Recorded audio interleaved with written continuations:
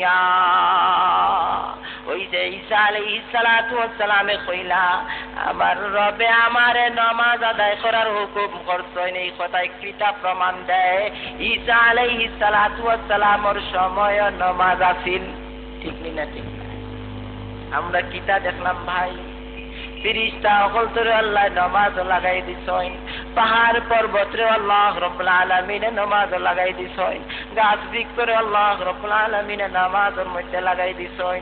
ওই সাইয়্যিদুনা আদম আলাইহিস সালাতু ওয়াস সালাম থেকে নিয়া সব পয়গম্বর হলতর যুগ আল্লাহ তাআলা নামাজের ইবাদতি সবল লাগি দিয়া রাখছো। এই বিষয়টা খেনে ওই কারণে যে নামাজ যত প্রকার ইবাদতি আছে সব প্রকার ইবাদতির মধ্যে সবচেয়ে গুরুত্বপূর্ণ এবং আল্লাহর সবচেয়ে মহব্বতের বন্দেগীর নাম নামাজ। কথা বুঝাননি আপনারা? যত ধরনের ঈমানের উপরে যত প্রকার ইবাদত বন্দেগী আছে সমস্ত ইবাদত বন্দেগীর মধ্যে সবচেয়ে গুরুত্বপূর্ণ এবং সবচেয়ে মহব্বতের বন্দেগী আল্লাহর কাছে কোন জিনিস? নামাজ। এর কারণে মানুষ তারাও জিনিসটি আল্লাহ নামাজ লাগাই রাখছেন। মানুষ দুনিয়ার যেদিন থেকে আইসন ওদিন থেকে নামাজ শুরু হয়েছে, সমস্ত আম্বিয়া কেরামের যুগে আল্লাহ তাআলা নামাজ দিয়ে রাখছেন। সিস্টেম ভিন্ন হইতে পারে, তরিকা অন্য ধরনের হইতে পারে। আমার ভাই, আল্লাহ রাব্বুল আলামিনে এই যে নামাজ সব যুগে যেই নামাজটা আল্লাহ তাআলা দিয়ে রাখছিল, ওই নামাজ এক এক সময় এক এক ধরনের আসিল, ঠিক আছে, কিন্তু আল্লাহ তাআলা ওই পশু পাখি ফেরেশতা এই সমস্ত গাছ বৃক্ষ সমস্ত মখলুক এই সমস্ত জিনিসের নামাজের মধ্যে যত জিনিস আছে সব জিনিসে একত্রিত করিয়া আল্লাহ তাআলা একটা নামাজ বানাইয়া আখেরি নবীর উম্মতকে ওই নামাজ দান করে দিছো। ওই ফেরেশতা থেকে নিয়া যত প্রকার উদ্ভিদ আছে সমস্ত নামাজ, ফেরেশতা হলতর নামাজ, উদ্ভিদ জগতের নামাজ, সমস্ত আম্বিয়া কেরামের শরীয়তে যত প্রকার নামাজ আছে সব নামাজ মিলাইয়া এক নামাজ বানাইয়া ও নামাজটা আখেরি নবীর উম্মতে আল্লাহ তাআলা দান করে দিয়েছেন। ইসলামের যত বিধি বিধান আছে সব ধরনের বিধি বিধান আল্লাহ রাব্বুল আলামিন হযরত জিবরাইল আলাইহিস সালামের মাধ্যমে আল্লাহর রাসূলের কাছে পাঠাইছেন। এই সমস্ত বিধি বিধান হল আল্লাহ তাআলা জিবরাইল আলাইহিস সালামের মাধ্যমে আল্লাহর রাসূলের কাছে পাঠাইছেন। কিন্তু একটা ইবাদতি একটা বিধান আল্লাহ তাআলা দুনিয়াত পাঠাইছেন না ওর মাধ্যমে, স্বয়ং নবীরে আল্লাহ তান দারো নিয়া সরাসরি এই বিধান দিয়া দিছেন। সুবহানাল্লাহ। এটার নাম কিতা? নামাজ। এটা তো আপনারা সুজা বুঝবেন। সব ধরনের বিধি বিধান দুনিয়াত নাজিল করা হয়েছে, জিবরাইল আলাইহিস সালামের মাধ্যমে আল্লাহর রাসূলের কাছে প্রেরণ করা হয়েছে, কিন্তু একটা বিধান একটা ইবাদতি আল্লাহ রাব্বুল আলামিনের দুনিয়া খার মাধ্যমে দিয়া না, বরং নবীরে সরাসরি দারো ডাকিয়া নিয়ে বুঝাইয়া দিয়া দিছে। তো বেরাদেরান ইসলাম, আমরা বুঝলাম এই নামাজ হইছে যেইভাবে একজন মানুষের লাগি চেহারা গুরুত্বপূর্ণ, একজন ঈমানদারের লাগি তার ধর্মের পরিচয় ফুটিয়া ওঠার লাগে এই নামাজ এই ধরনেরই গুরুত্বপূর্ণ একটা জিনিস।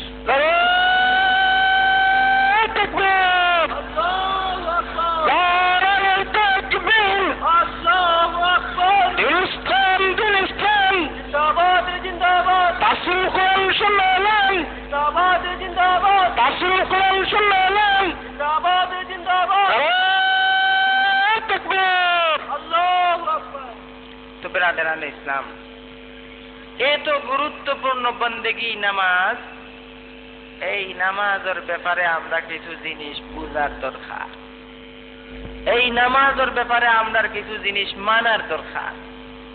প্রথম কথা হইতেছে ও কথা, ইসলামের যে 5টা খুঁটি এর মধ্যে গুরুত্বপূর্ণ খুঁটি নামাজ, এই নামাজের ব্যাপারে আমরা একটা কথা মনে রাখার দরকার, এটা হইল আল্লাহ নামাজের ব্যাপারে আকিমুস সালার হুকুম দিছে। নামাজের ব্যাপারে কোন হুকুম দেওয়া হয়েছে?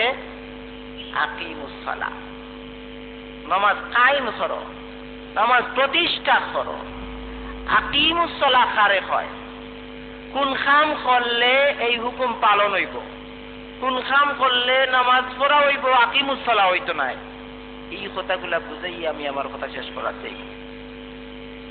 একদিন আল্লাহ রাসূল মসজিদের মধ্যে পড়া, মসজিদে নববীর মধ্যে একজন মানুষ এ নামাজ শুরু করছে। এই নামাজ পড়ছে, খুব তাড়াহুড়ার মাধ্যমে নামাজ পড়িয়ে শেষ করে লইছে। হুজুর সাল্লাল্লাহু আলাইহি ওয়াসাল্লাম গিয়া কইলা, কুম ফাসাল্লি ফাইন্নাকা লাম তুসাল্লি। বাবা তুমি আবার নামাজ পড়ো, তুমি নামাজ পড়ছো না, নামাজ হইছে না, না পড়ছো না? বেচারা নামাজ পড়ছে না। আল্লাহ রাসূল ফরমান, কুম ফাসাল্লি ফাইন্নাকা লাম তুসাল্লি। দাঁড়াও, নামাজ পড়ো, তুমি নামাজ পড়ছো না। এটা নামাজ পড়ছে নি।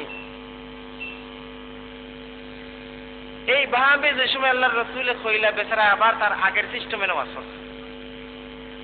আগের সিস্টেমে নামাজ পড়ার পরেও দেখা যায় আল্লাহ রাসূল আর নামাজ শেষ, আবার ও কথা, আমি তুমি উবার নামাজ পড়ো, তোমার নামাজ পড়ছো না। 3 বার এই ঘটনা ঘটার পরে বেচারা কয়, হুজুর আমি আর কেমনে পড়ুন বুঝি না, বুঝতাম পারছি না, আপনি আমারে মেহেরবানি করে দেখাইয়া দেন, শিখাইয়া দেন। হুজুর সাল্লাল্লাহু আলাইহি ওয়াসাল্লাম ওই সময় বেচারারে সুন্দরভাবে নামাজের সবকিছু দেখাইয়া শিখাইয়া দেন। আমি যে কথাটা কইতাম চাইরা, আমি হইল কোরআন শরীফের মধ্যে নামাজের হুকুম আকিমুস সালাহর মাধ্যমে আইছে। আকিমুস সালাহ অর্থাৎ নামাজ কায়েম করো, নামাজ প্রতিষ্ঠা করো। এই হুকুমটা আমরা পালন করা কোন সময় হইব ওটা আমরা একটু বুঝিলে। আকিমুস সালাহ লাগি 3টা জিনিস দরকার। কয়টা জিনিস? বিশেষ 3টা জিনিস দরকার। 1 নম্বর হইল হামেশা নামাজ পড়নেওয়ালা হইতে। কথাগুলো বুঝেন জানো? সেনেই কথা কইরাম, আমাদের মুসল্লি হল বেশ কয়েক ভাগে ভাগ হয়ে গেছে। কোন মানুষ আছে সাপ্তাহিক মুসল্লি। সাপ্তাহিক মুসল্লি বুঝেন কি?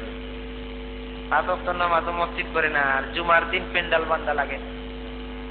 এরা আয় কই থাকে? এই এলাকারই তো মানুষেরা। জুমার দিন যারা মসজিদের ভিতরে জায়গা হয় না, পেন্ডেল বান্ধা লাগে, এরা এই এলাকারই মানুষ, কিন্তু এরা হামেশার মুসল্লি না। আমরা সমাজের মানুষ 3 ভাগ হয়ে গেছে, 4 ভাগ।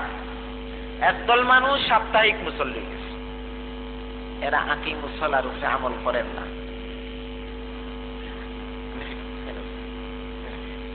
আর একদল মানুষ হয়ে গেছে বার্ষিক মুসল্লি। বার্ষিক মহা সম্মেলন যেভাবে, এরাও বার্ষিক মহা মুসল্লি। এটা সামনে একটা বছর নামাজের খবর নাই। ঈদের দিন বা ঈদগার মধ্যে যে সুন্দর কাপড় লাগাইয়া মুসল্লা লইয়া ঠেলাঠেলি আরম্ভ হয়েছে। আছে না? আছে না? এরা হইল বার্ষিক মহা মুসল্লি।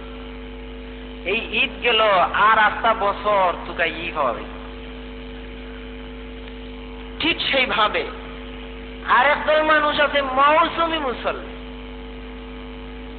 মৌসুমি মুসল্লি খারাপ।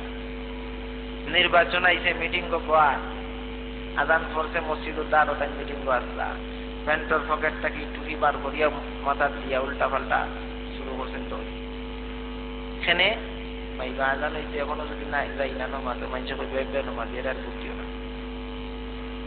নির্বাচন গেছে, সেটা লোকা আর সিয়ারও হোক, আছে তুই হোক, আর 5 বছর তার খবর নাই। আছে না এই ধরনের? এই সমাজও নমাজ পড়ার ক্ষেত্রে মানুষ 4টা ভাগে বিভক্ত হয়েছে। একদল মঞ্চে সাপ্তাহিক মুসল্লি, আর একদল মঞ্চে বার্ষিক মুসল্লি, আর একদল মঞ্চে মৌসুমি মুসল্লি। আকিমুস সালাহ একটার মধ্যেও নাই। আকিমুস সালাহর বিধান পালন তারাই করতেছে যারা প্রতিদিনের 5 ওয়াক্তর মুসল্লি বনছে। আকিমুস সালাহর মধ্যে 3টা জিনিস আছে। 3টা। কয়টা জিনিস আছে? 3টা।